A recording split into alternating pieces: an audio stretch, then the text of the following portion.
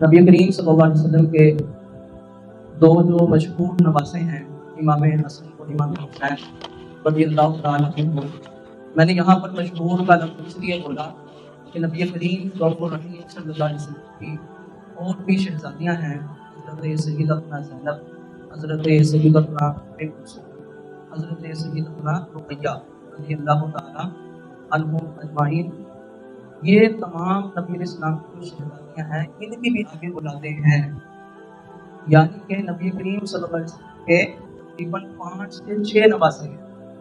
کتنے نواسے ہیں؟